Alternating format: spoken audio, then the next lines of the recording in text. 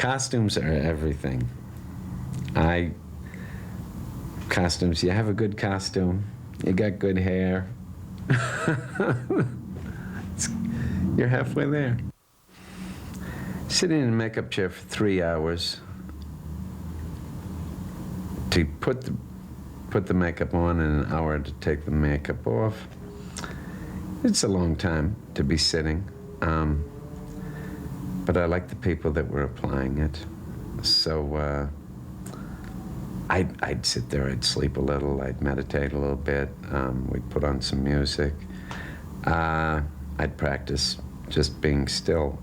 I'd think about the day. It's not a horrible thing to do. I mean, I won't want to do it for too long, but it's pleasant. It can be pleasant. I'm 5'9". They hire all these actors that are about 6'4". I didn't want Orlok to go running around like a little shrimp, so I said, "Look, you better give me a good 3-4 inches, otherwise this is going to be pathetic."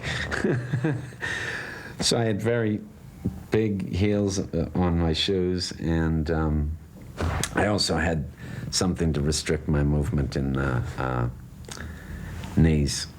They're all things that, just help you to, they create restrictions for you so you, can concentrate on other things.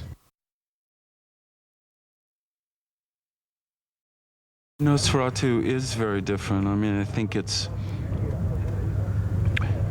he isn't a sexy type of Dracula vampire, but that's what I like about it. It's about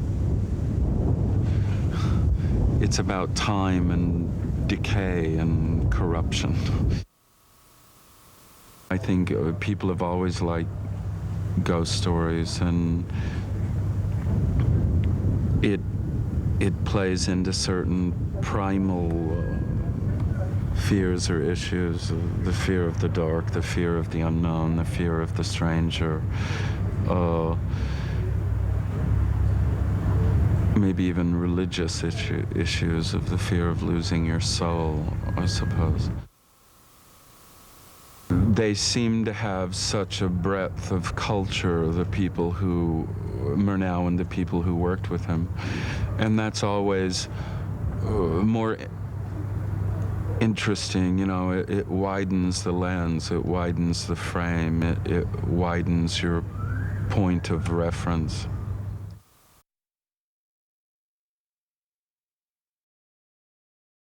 Horror was obviously very popular at that time in Germany in 1921, right after the war. It was their way of exorcising their demons of the war, so to speak. But many cameramen, and obviously even when Wagner shot M, he took the idea of light and shadow to a whole new realm. And many cameramen who left Germany before World War II that came to Hollywood, and many directors even, I think had studied Murnau, had taken from him his experimentation with light and shadow, and I think film noir was born from that.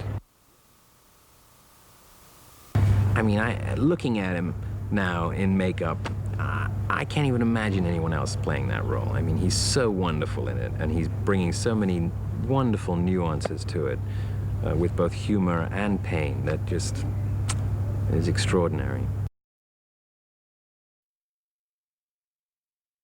The wig I'm wearing today is for the character of Ellen, which is the character within Nosferatu who gets eaten by the vampire. And I just get this over-the-top look. I mean, what with the makeup as well, because it's a silent black and white movie, so it looks more shocking probably in colour, whereas it fits perfectly into the black and white film.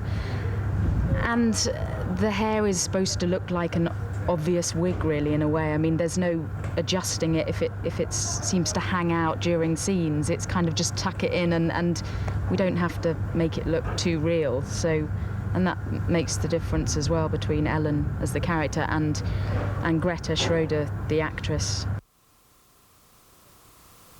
I think it's the film that people go back to when they're making vampire movies. It's really a pinnacle of vampire filmmaking. I don't even play opposite. I play to his left-hand side quite a lot of the time. Sometimes he's opposite, sometimes on the right-hand side, sometimes got a black cat running in front of him, shot out of a gun, and I don't care. I had to research how to be a bad actor in a bad wig. And so I just looked on some of my previous work, and I sort of landed there. But yeah, it's how to be a bad actor is quite tricky, really. And in the end, I think I might have been slightly better than a bad actor. But then people might go, no, you were terrible in that. Because if I'm terrible in this, then I'm bang on, you know, people say, God, you're awful in that. And then that means I've done it well because he was a bad actor.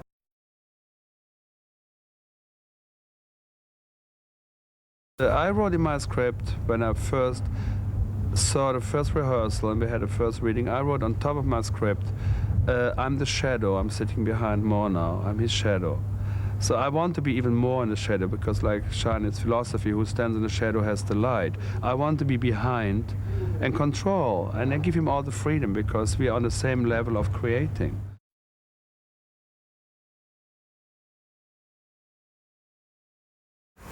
Our vampire is a sorrowful, lyrical being who wants to die, and he was made into a vampire through love. He's not evil out of his own choice. He's just he's somebody who's become a vampire because of his love for a woman. And it's really Murnau who is really the vampire, it is the director, it's the film director.